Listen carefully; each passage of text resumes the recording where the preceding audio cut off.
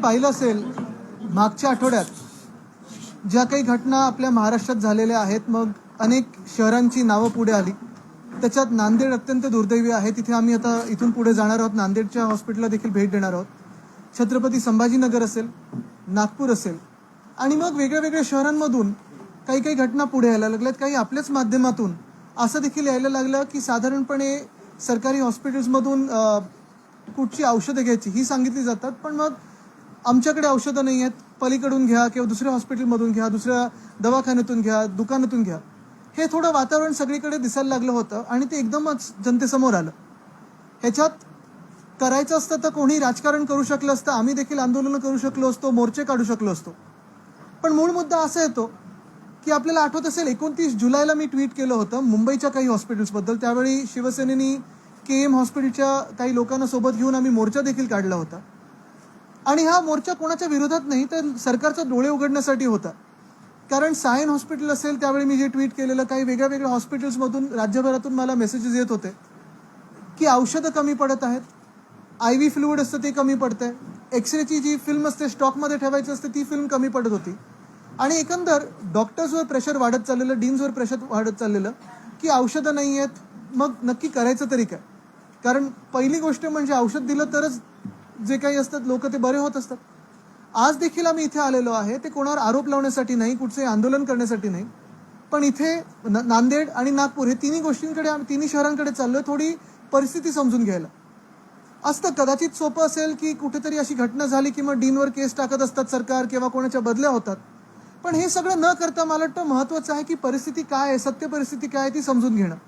कारण डॉक्टर देखील आपल्याला माहिती आहे दिवस रात्र मेहनत करत असतात, 24 तास इमर्जन्सीसाठी कधीही तयार असतात आणि त्या मेहनतीला कुठेही तोड नाही. कोविडच्या काळात देखील बघितलेलं आहे की हीच यंत्रणा आहे, हेच डॉक्टर्स आहेत, हेच नर्सेस असतील, हेच रेसिडेंट डॉक्टर्स असतात, हेच डीन्स असतात, ज्यांच्यामुळे महाराष्ट्र राज्याचं कौतुक जगभरात झालं होतं. मग नक्की असं बदललं काय, काय नक्की परिस्थिती बदललेली आहे जेणेकरून ज्या काही घटना आपल्या माध्यमातून जनतेसमोर आल्या त्या अचानक घडल्या. एक जे लोकांसमोर येत आहे, आता निदर्शनास येत आहे, ते कदाचित हे पण असेल की जे आता हॅफकिन सोडून दुसरं प्राधिकरण केलेलं आहे, ती जी ट्रान्सफर झाली आहे, म्हणजे हॅफकिनची जबाबदारी ते ह्या प्राधिकरणाची जबाबदारी औषध खरेदी करण्यासाठी, ते एवढं योग्यपणे झालेलं नाही, नीट झालेलं नाही आहे. आणि दुसरं म्हणजे DPDCचा जो पैसा यायचा असतो, जो काही फंड यायचा असतो, तो त्यावेळी जी ही घटना घडली तोपर्यंत तरी हा पुरेसा पैसा आला नव्हता, फंड आला नव्हता. खरं तर जुलै, ऑगस्ट, सप्टेंबर म्हणजे अनेक शहरांमध्ये डेंगी, मलेरिया, फीवर क्लिनिक्स, ती सगळी तत्सम औषधं वाढवण्याची गरज असते आणि त्यावेळी देखील मागूनही अनेक डॉक्टर्सनी किंवा डीन्सनी ह्या औषधाचा पुरवठा झाला नव्हता. मला वाटतं लक्ष ह्याच्यावरच देणं गरजेचं आहे की पुढे जात असताना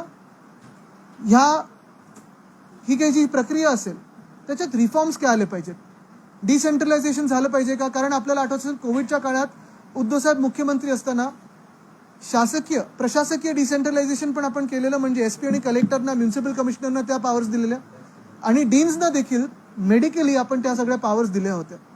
पण दुसरी बाजू ही पण असते की फायनान्शियल आपण जे काही फंड देतो, पुरवठा देतो आपण ह्या डीन्सना असेल, हॉस्पिटल्सना असेल, मेडिकल कॉलेजेसना असेल, मेडिकल कॉलेज आणि गव्हर्नमेंट हॉस्पिटल, मग त्यांचे औषधं खरेदी करण्याचे अधिकार असतील, इतर काही अधिकार असतील, रिक्रुटमेंटचे अधिकार असतील, कारण पदं अनेक ठिकाणी अजूनही रिक्त आहेत.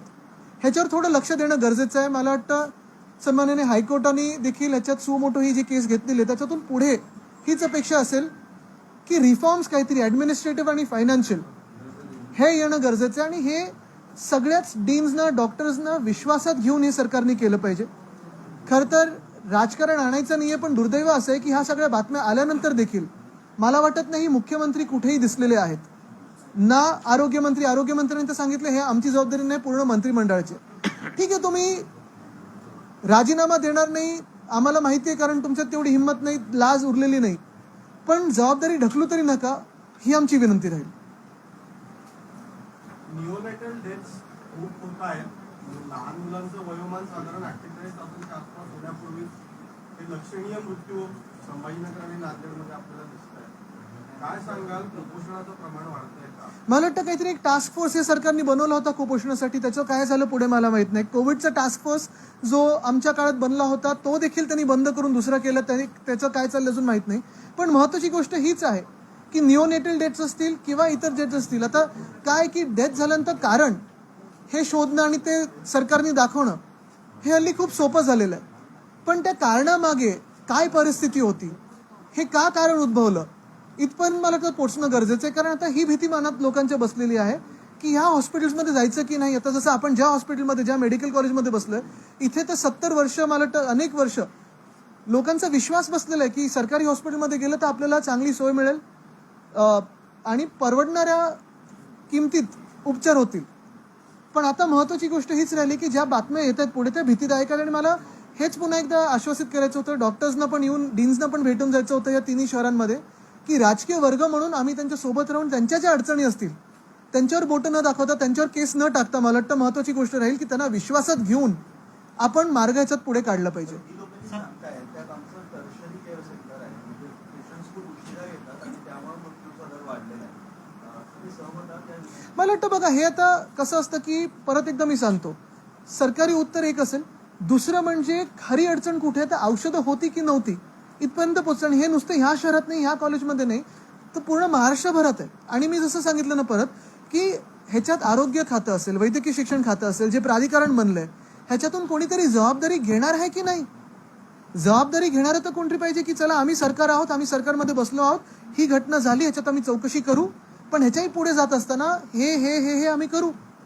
हे अजून कुठेही होताना दिसत नाहीये. परवाकडे जर तुम्ही आरोग्यमंत्र्यांचं स्टेटमेंट बघितलं, आता आरोग्य खातं, वैद्यकीय शिक्षण खातं जरी वेगळी वेगळी असली तरी आरोग्य हा शब्द हा महाराष्ट्रासाठी महत्वाचा ना. त्यावेळी आपल्याला पाहत असाल आपण, टोपे साहेब असतील, सगळ्या हॉस्पिटल्स जात होते, अमोद देशमुख जी होते, सगळ्या हॉस्पिटल्स जात होते, मुख्यमंत्री महोदय स्वतः सगळीकडे पाहणी करत होते, ऑनलाईन रोज बैठका चालायच्या सगळ्या डीन्स बरोबर. मला वाटतं जबाबदारी कोणीतरी घेणं गरजेचं आहे. आता यंत्रणा औषधीची तुटवट आहे, परंतु या सगळ्या गोष्टी डॉक्टरांवर थोपल्या जातात. आता नांदेडच्या डॉक्टरवर गुन्हा दाखल झालेला आहे, डीनवर गुन्हा दाखल झालेला आहे, आणि जे काही आकडे सांगितले जातात त्यातल्या 50% आकडे असे आहेत की ते डेड बॉडी जिथे आलेले असतात फक्त सरकारी हॉस्पिटलला ते कन्फर्म करावं लागतं.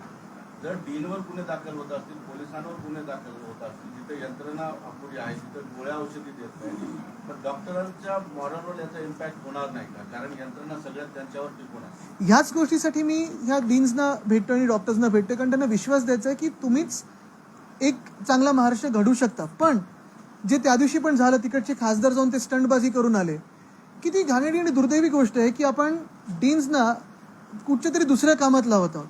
बघा, मी हे सांगतो की स्वच्छता करणं हे काही चुकीचं नाही आहे, त्याचं डिमांड करणं हे देखील चुकीचं नाही आहे, पण काहीतरी स्टंटबाजी करून याची स्वतःच्या राजकारणासाठी हे दुर्दैवी आहे. मूळ मुद्दा कुठचा आहे की जे आपण सांगताय की निओनेटल डेथ्स असतील किंवा डेथ्स असतील, हे लोकांसमोर कसं आणायचं, काय म्हणून आणायचं. आणि दुसरी गोष्ट म्हणजे सरकारी कारणं जरी बाजूला ठेवली तरी खरं कारण आता जे जिल्ह्यातून येतं ना, की डीपीसीचा फंड अजून पुरेसा झाला नव्हता, काही काही ठिकाणी फंड आला पण तो परत मागितला गेला ट्रेजरीला.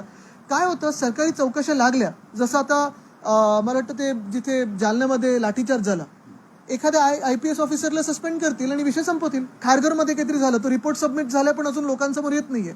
IAS IPS अधिकाऱ्यांना पकडतील, सस्पेंड करतील, बदली करतील, विषय संपला. पण जे लोक आदेश देतात किंवा हे कार्यक्रम घडवून आणतात, राजकीय लोक जी असतात किंवा सरकारमधली लोक असतात, ते कोणी येऊन पुढे जबाबदारी घेणार आहेत की नाही. माझा प्रश्न तोच होता की तेच यंत्रणा सुधारण्यासाठी सरकारने काय केलं? 100% तेच आणि सांगतो मी. सरकारवर तुम्ही काय प्रेशर आणणार आहात की हे सगळं सुरळीत झालं? प्रेशर म्हणजे ज्या सरकारला लाज नाही आणि जे सरकार अजून इथे आलेलंच नाही किंवा नांदेडपर्यंत पोहोचलेलं नाहीये, त्या सरकारकडून अपेक्षा तरी काय करायची हा एक विषय राहतोच.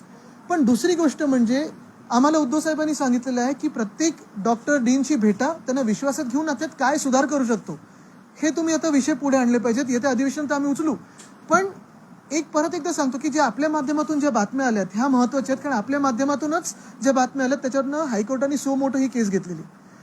पुढचा मार्ग जो काही असेल तो राजकीय लोकांनी, प्राधिकरण माझ्याकडेच असायला पाहिजे का, की खातं माझ्याकडे असायला पाहिजे का, हे सगळं स्वार्थ बाजूला ठेवून ऍडमिनिस्ट्रेटिव्ह आणि फायनान्शियल रिफॉर्म्स काय येऊ शकतात ह्याच्यावर टाइम बाउंड आपण विचार करणं गरजेचं आहे. महाविकास आघाडीच्या काळामध्ये अमित देशमुख जरी घाटीकडे लक्ष दिलं नाही, सत्ताधारी असताना त्यावेळेस कधी लक्ष गेलं नाही, आताचे पण सत्ताधारी जे वैद्यकीय शिक्षण म्हणते तेही कधी येत नाहीत. म्हणजे सत्तेतले जे पक्षातले लोक आहेत ज्यांच्याकडे खाते तेच कधी येत नाहीत, त्याच्यामुळे अशी दुरावस्था झाली. मला वाटतं आपण एक पाहिलं असेल त्यावेळी स्वतः उद्धव साहेब मुख्यमंत्री असताना एक बैठक घ्यायचे रोज.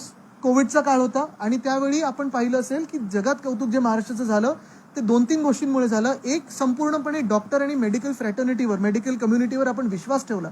सगळे निर्णय आपले ह्या लोकांच्याच आधारे आपण घेतले होते आणि त्यामुळे आपण खरे आकडे लोकांसमोर आणू शकलो. जो काही उपचार होता तो चांगला करू शकलो आणि कुठेही अशी जी धांदल उडाली आहे तसं झालं नाही. आता दुसरी गोष्ट हीच आहे की आत्ता गेल्या 6-8 महिन्यांमध्ये मी काल परवाकडे पण एका हॉस्पिटलला गेलो होतो. तिथे मेडिकल सुपरिटेंडंट पद रिक्त होतं, डीन पद रिक्त होतं. गेले 8-9 महिने जे काही घोळ चालू आहे तो घोळ कुठेतरी सोडवणं गरजेचं आहे. इन्स्टिट्यूशन डिफॉल्ट ठेवायचे, इन्स्टिट्यूशन डिफॉल्ट ठेवायचे आणि महाआरोग्य शिबिरं घ्यायची. हा पॅटर्न मागच्या 5-10 वर्षापासूनचा आहे, आजचा नाहीये. म्हणून तर पण कधीतरी सुधारणार ना, आपण सुधार तर केला पाहिजे ना.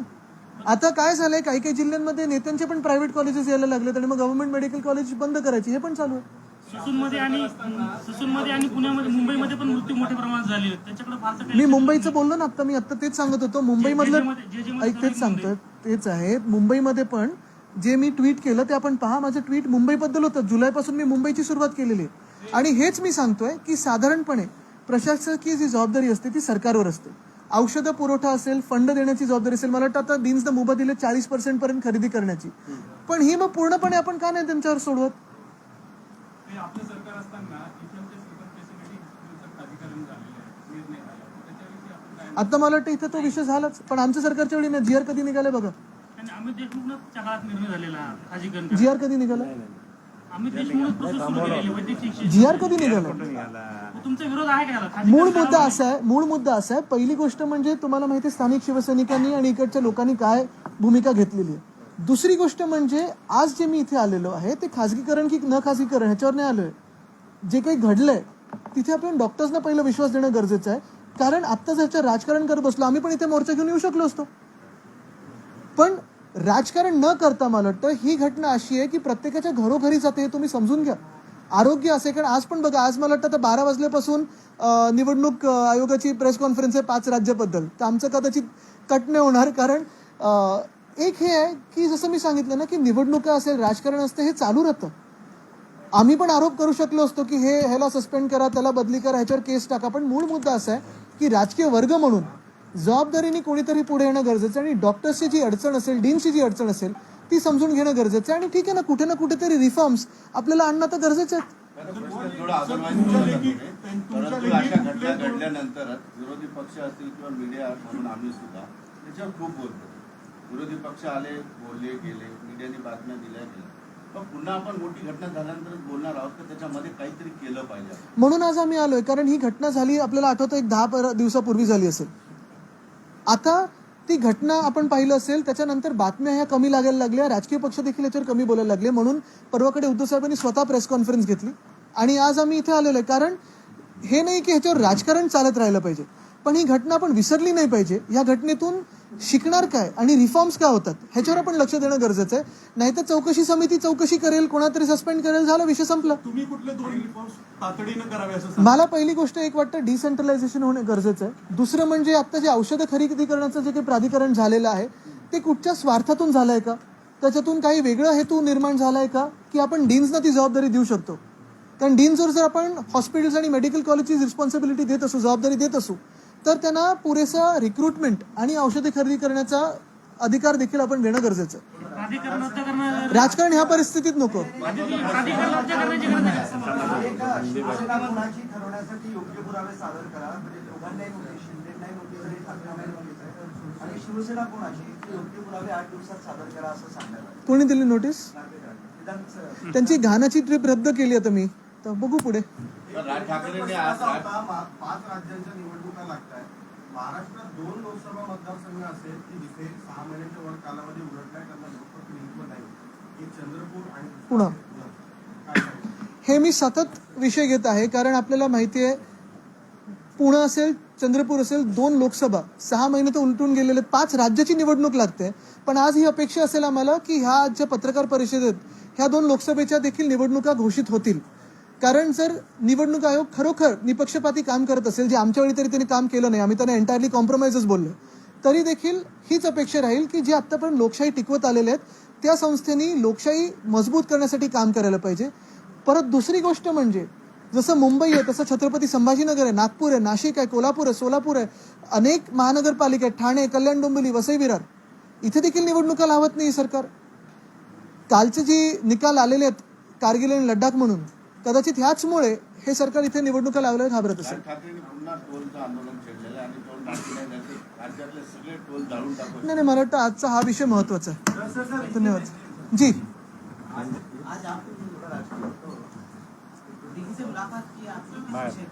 आज बसा आज यहाँ छत्रपति संभाजीनगर में हम आए हैं, उसके बाद हम अभी नांदेड़ जाने वाले हैं, फिर वहाँ से नागपुर. पिछले हफ्ते में या 10 दिन पहले अगर आपने देखा होगा तो कई सारे डेथ्स की न्यूज़ मीडिया के थ्रू आई पूरे महाराष्ट्र में और देश को, जिसने हिला के रखा है. फिर न्यूनेटल डेथ्स हो और काफ़ी सारे डेथ्स के आंकड़े जो है लगभग कहीं 40 कहीं 30 ऐसे एक ही दिन में 24 घंटों में ये डेथ्स कैसी हुई, इस पे सारी देश ने देखा होगा कि एक शॉक भी बैठा हुआ है कि ये कैसे हो सकता है. काफ़ी सारी राजनीति होती रहती है, लेकिन जो हमारे पास हेल्थ डिपार्टमेंट है और मेडिकल एजुकेशन डिपार्टमेंट है, ये दोनों में क्या तफावत है, क्या दूरियां हैं जो हमें मिटानी ज़रूरी है. हम भी शायद आते तो आंदोलन कर सकते थे, इसमें राजनीति ला सकते थे, लेकिन इसमें अगर आपने देखा होगा तो सरकार कहीं नहीं दिख रही है, ना ही कोई जिम्मेदारी लेने की कोशिश करी है. तो हमने ये सोचा कि हम तो विपक्ष है, विपक्ष में बिठाया गया है गद्दारों ने, तो हमारा ये काम बनता है, हमारा ये फर्ज बनता है कि हम आके डीन्स से बातचीत करें, मुलाकात करें, डॉक्टर से बातचीत करें और जो सही में जो इसके पीछे कारण है वो समझे और जनता के सामने लाए. कई जगहों पे हमने ये देखा है कि जो सारे दवाइयाँ हैं उनका सप्लाई हुआ नहीं है. फंड्स जो डीपीसी से, डिस्ट्रिक्ट प्लानिंग कमेटी के मीटिंग से आते हैं, उसका सप्लाई, फंड्स का सप्लाई अभी तक हुआ नहीं है. तो मुझे लगता है यही तकलीफें हैं. अगर मंत्री महोदय को इसमें दिलचस्पी ना हो तो हम तो जनता की आवाज़ और जनता की बात करते रहेंगे और यहाँ इसलिए आए. सर, आपने कहा है कि मेडिसिन की कमी है. जब आपकी सरकार की उस समय भी यहाँ पर मेडिसिन की कमी थी, तो आपको लगता है कि यहाँ पर राजनीति की जाती है? मुझे लगता है सबसे पहली बात तो हमारी सरकार के टाइम पे जो कोविड की बात चली थी, आपको याद होगा कि सारे डीन्स और सारे डॉक्टर्स को हमने साथ में लेके काम किया. सारे जो एडमिनिस्ट्रेटिव डिसीजंस थे, फिर वो लॉकडाउन के हो, ओपनिंग अप के हो, उसमें भी डॉक्टर्स को साथ में लेके काम किया था, क्योंकि ये जागतिक महामारी थी, दुनिया भर में पैंडेमिक था. हम सत्य कहते रहे और सत्य के साथ में रहे. अगर आपने देखा होगा जहाँ भी कमतरताएं थी हमने जिम्मेदारी ली और वो उस कमतरता को कम करने की कोशिश की. वहाँ मेडिसिन का सप्लाई हो या एडमिनिस्ट्रेटिव रिफॉर्म्स हो, लाने की कोशिश की. स्वयं मुख्यमंत्री महोदय तत्कालीन जो थे उद्धव साहब ठाकरे, उन्होंने भी डीन्स के साथ काफ़ी सारी ऑनलाइन कॉन्फ्रेंसेस की और उसी में हमने उसका मार्ग निकालने की कोशिश की कि ये जो बातें रहती है ये फ्लक्चुएटिंग रहती है. कभी पेशेंट्स की संख्या बढ़ती है, कभी कम होती है. कई महीने ऐसे होते हैं जहाँ डेंगू, मलेरिया या फीवर बढ़ते रहता है. तो इसमें प्रिएम्प्टिव क्या करना चाहिए और फिर उसके बाद क्या एक्शन होनी चाहिए, उस पर भी काफ़ी निर्भर होता है. मेरी अपेक्षा ये है कि वो 5 राज्यों के साथ पुणे और चंद्रपुर लोकसभा की भी चुनाव हो. धन्यवाद.